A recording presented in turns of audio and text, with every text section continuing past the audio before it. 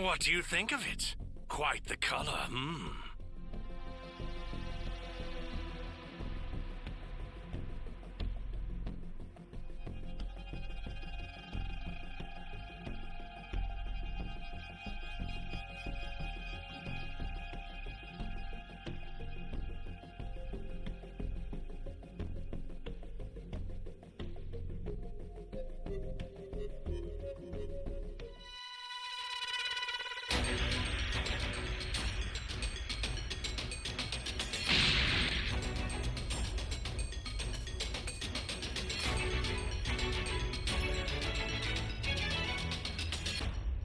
Yo, what's up, Mac?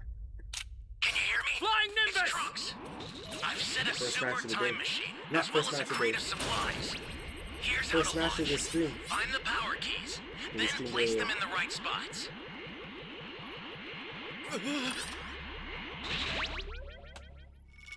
Day was pretty good.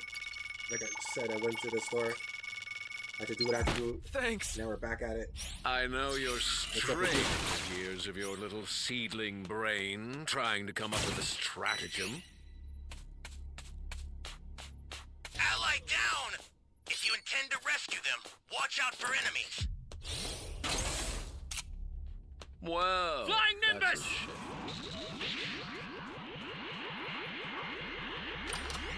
You found a power key. Go slot it.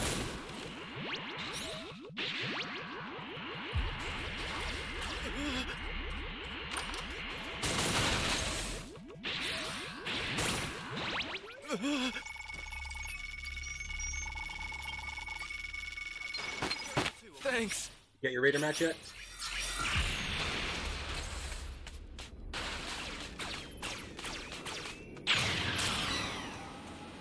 Hey, great! You found another power key.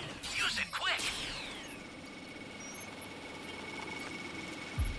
That won't work.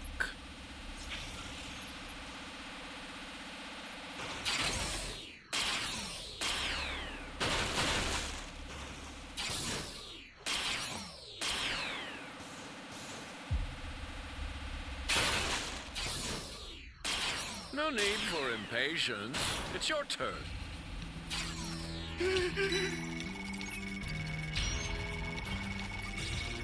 Okay, You're okay. my savior. Greetings!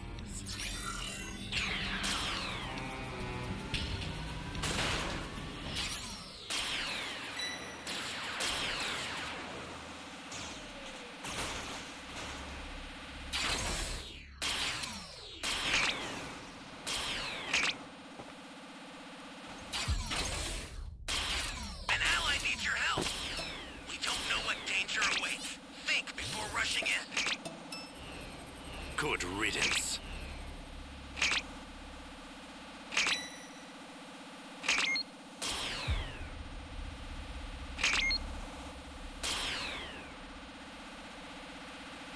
That's a new power key. Place it now. Hey, great! You found another power key. Use it quick. The Q sub. Are they long ago? Pause. Hiding again? Not for long. You're my savior. It's heartbreaking to see a world so scarred.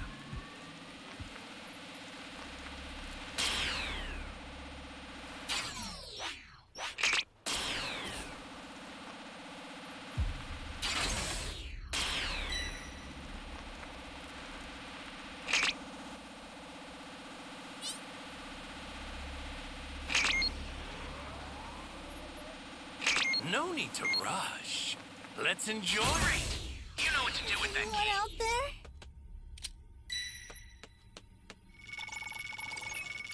We got all the keys. You're my savior. Yeah, that block feature kind of ruins it. But I understand. A mere mortal who fight and will.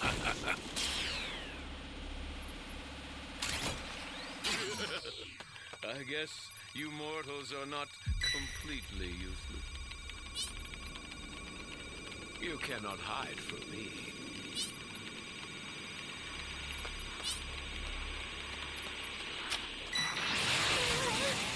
Flying Nimbus!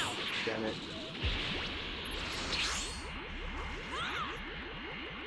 We're going that way, Gabe. The Ally original way. down! If you intend to rescue them, watch out for enemies. World I've been.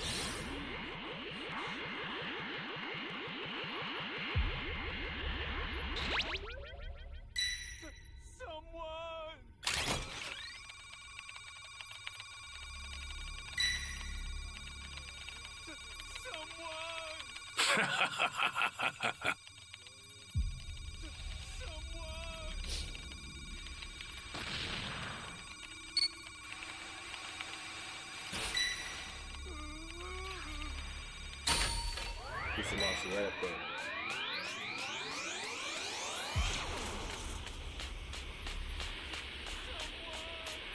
I don't even know where this guy is.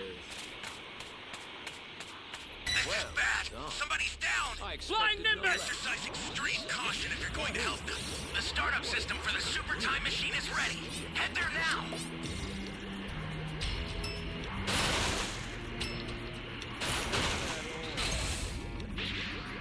What do you think of it? Quite the color, hmm?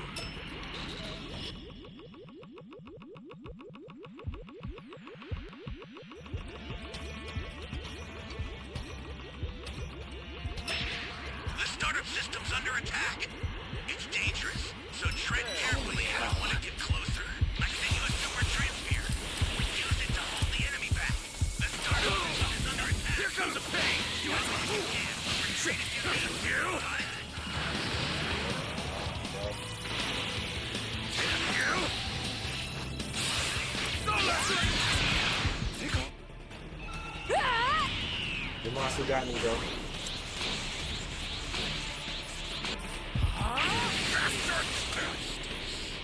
It's over!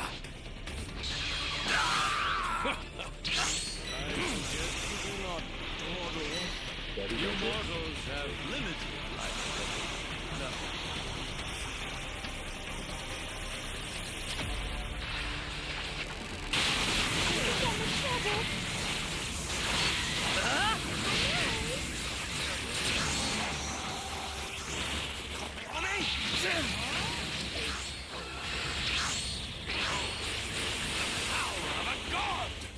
It all works. I'll send some supplies to help. Make use of them. All right, Bomb. Take over. Flying Nimbus!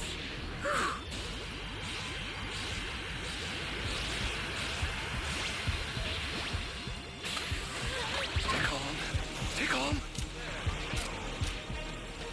Too close for comfort. This is still the other team.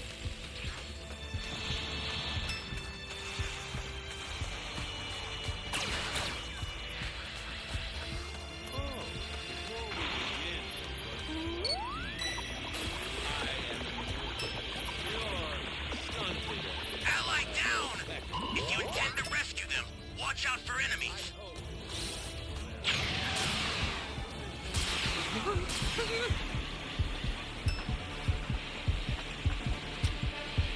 Man! Yo, he's stealing all his damn drinks, bro.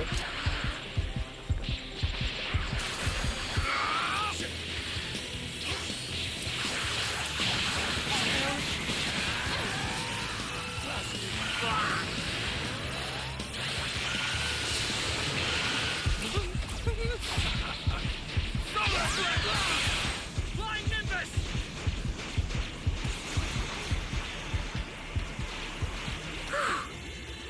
What are you doing, woman?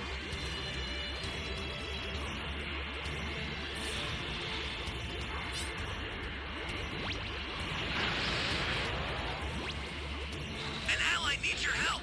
We don't know what danger awaits. Think before rushing in. Stay calm. Stay calm.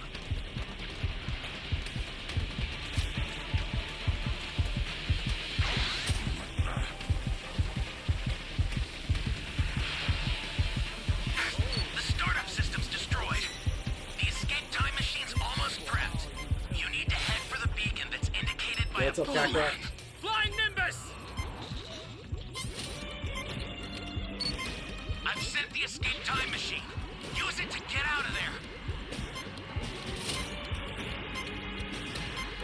assault.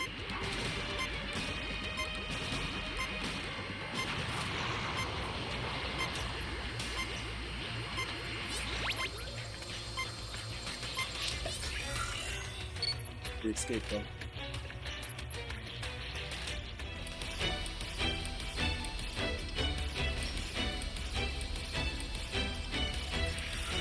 Man, that Kamehameha is pretty strong.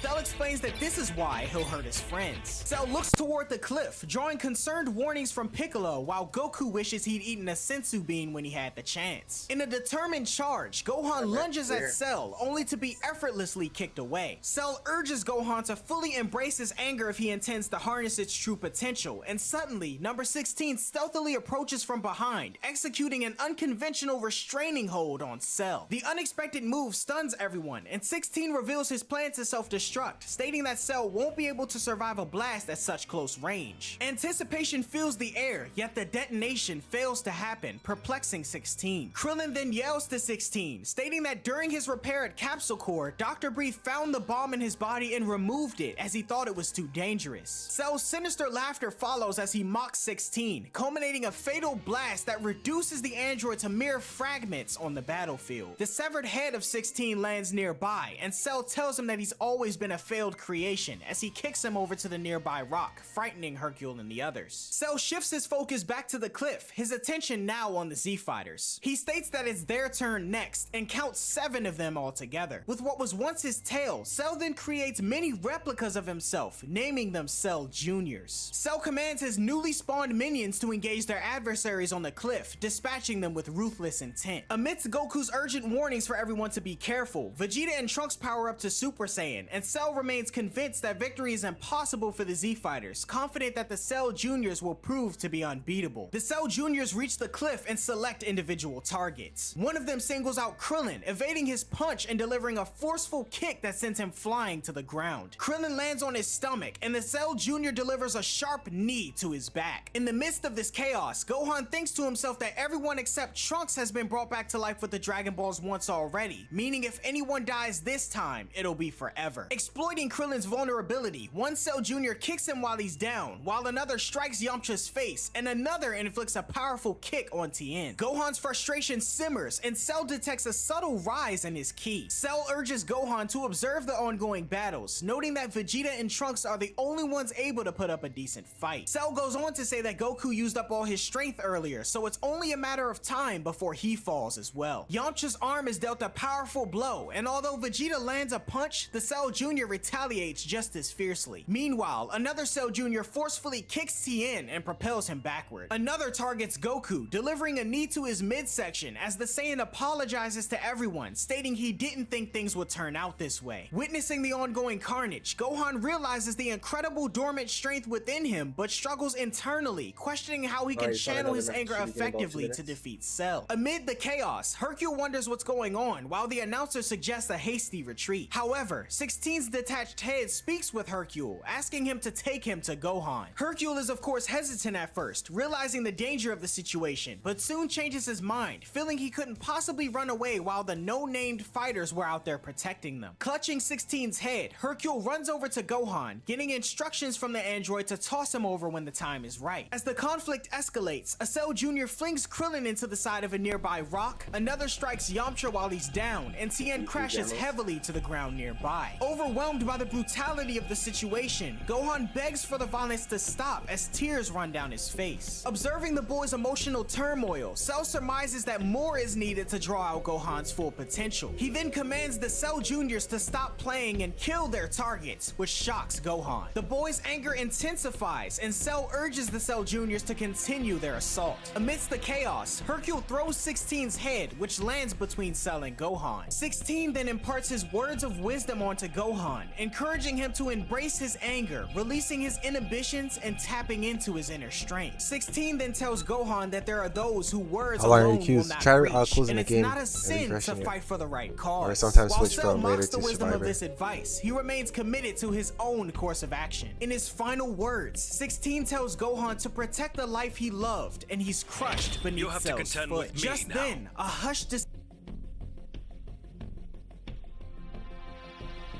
Views are bad, bro. We're the only ones keeping the game alive right now.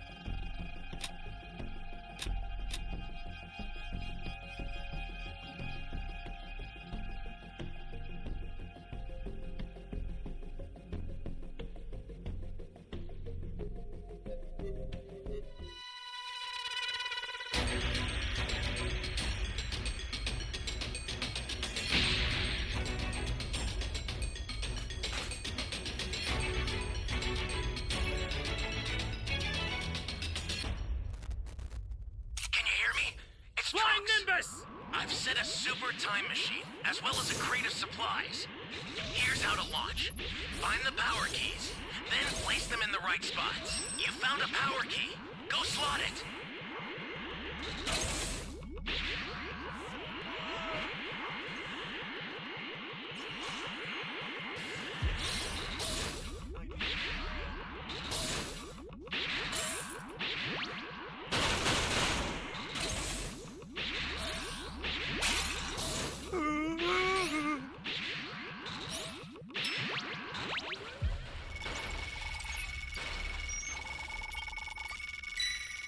Thanks!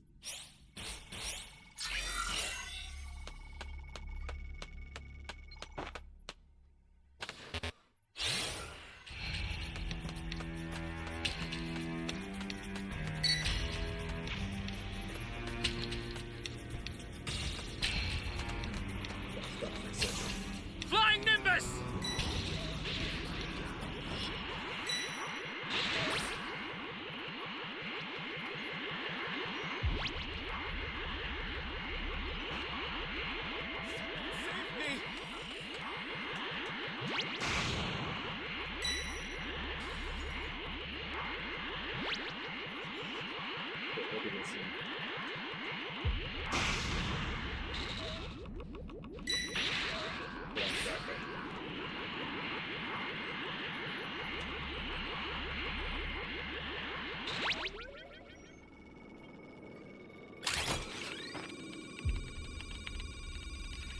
We'll come this way, man.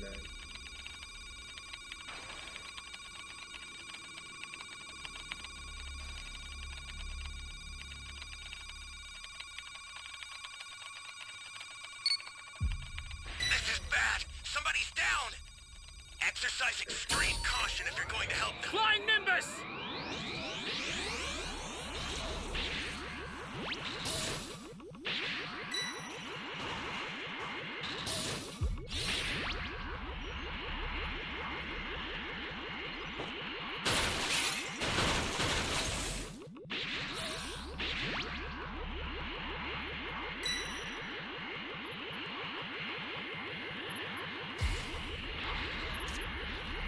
Good luck, man. Raider match or Survivor?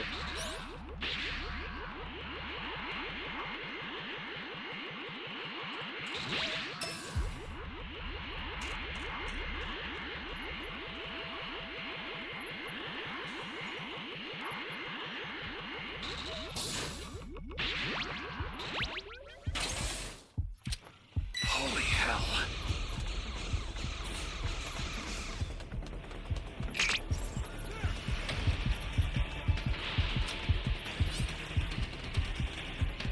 Ah! Gonna disconnect me, damn it. Flying Nimbus! Oh man.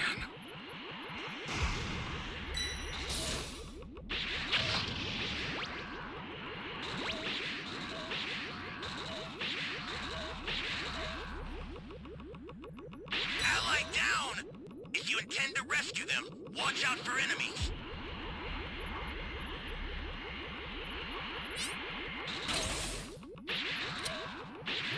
Nice. No. Game got canceled.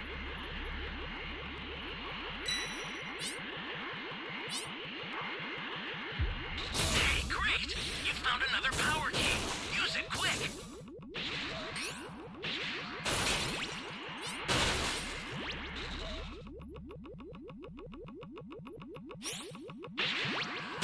You've got all 7 Dragon Balls.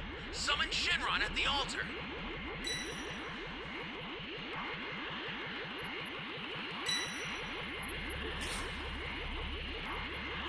Save me! You're my savior.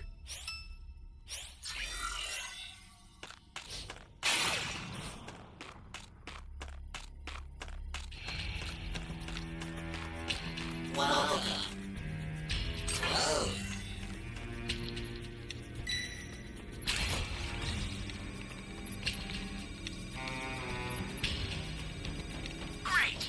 You know what to do with that key.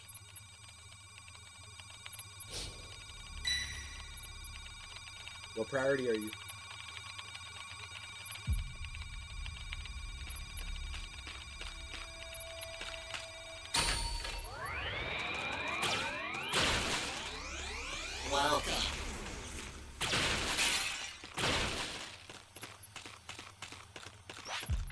An ally needs your Fly help. Nimbus!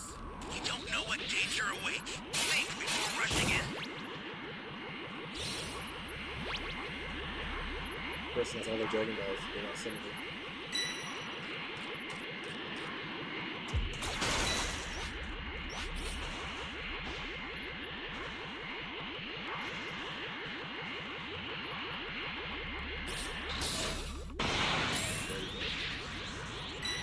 See, I don't shoot.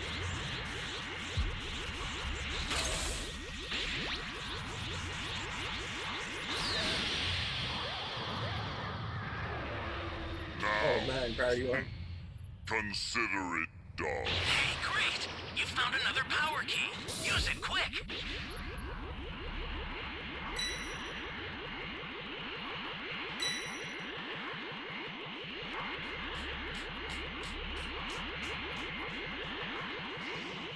Looks like you need some power keys. I'm sending them over now.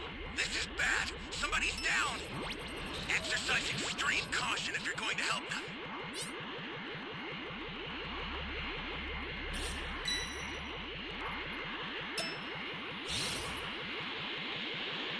That's a new power key. Place it now.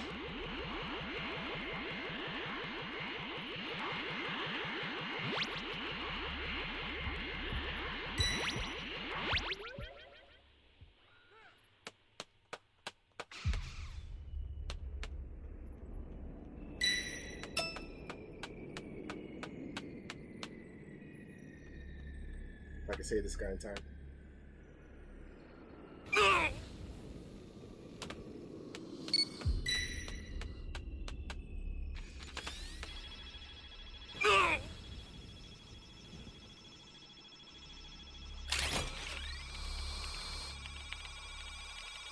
At level 4, I got cooked.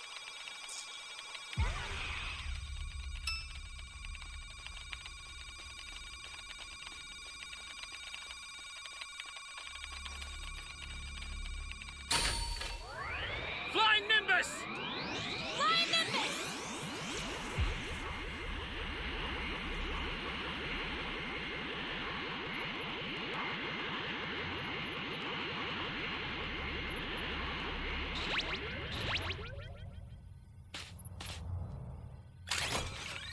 Ally down!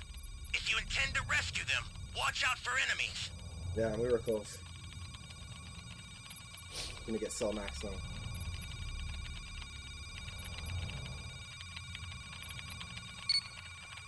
The startup system for the Super Time Machine is ready. Head there now.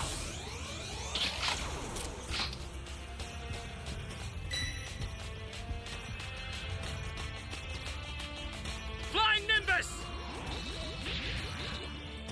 I've had enough of this. I'm activating Cellmax. Enough of this foolishness! Doctor!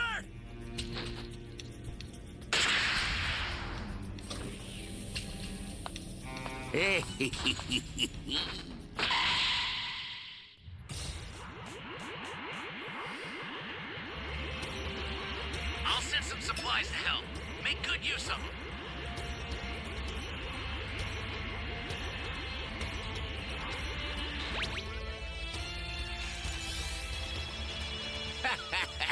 Wonderful.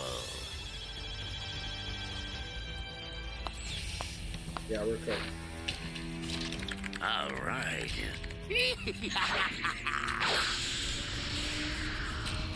I'll take care of them, but I need you to buy me some time. Get up! I owe you one.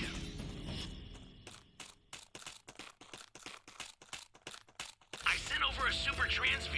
Be careful with it. Should make it easier to deal with them.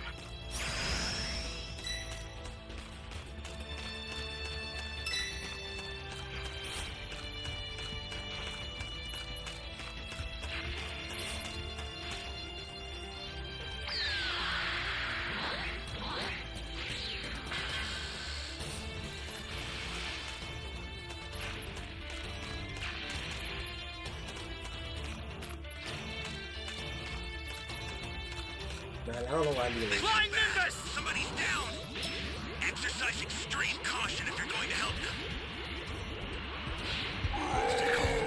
Stay calm. It's, oh my God.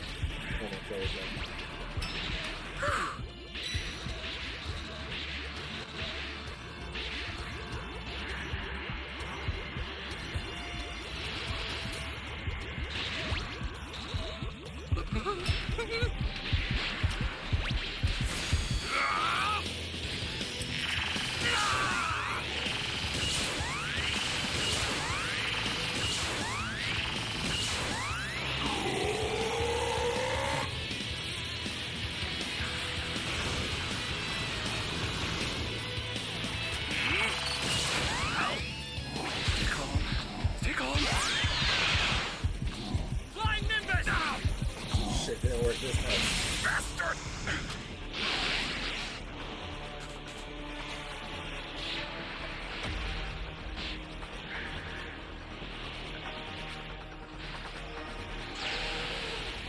That was two.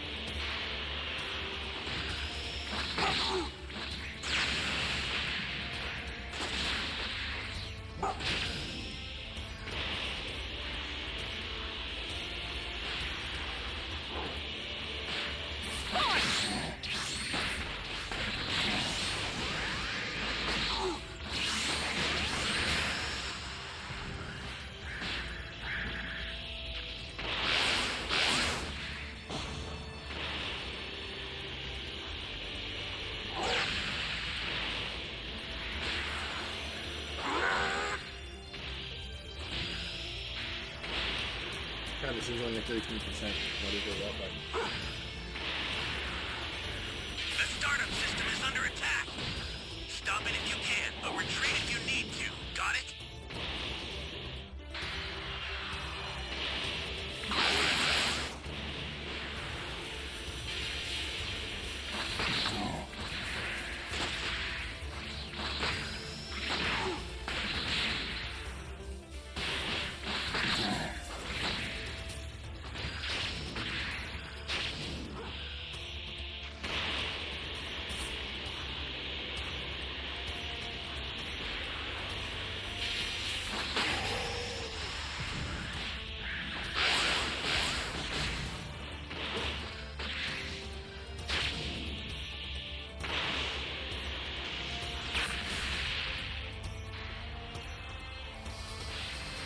They're close.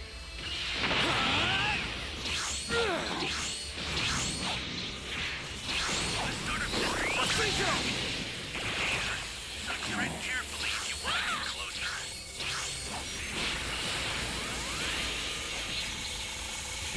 The startup system's destroyed. Touched it. Time machine after him! You need to head for the beacon that's illuminated by a blue light. Ally down! If you intend to rescue them, watch out for enemies. An ally needs your help. We don't know what danger awaits. Think before rushing in. A time machine. Use it to get out of Did they there. see me? Barely made it. Yeah, some good teammates. Section right there.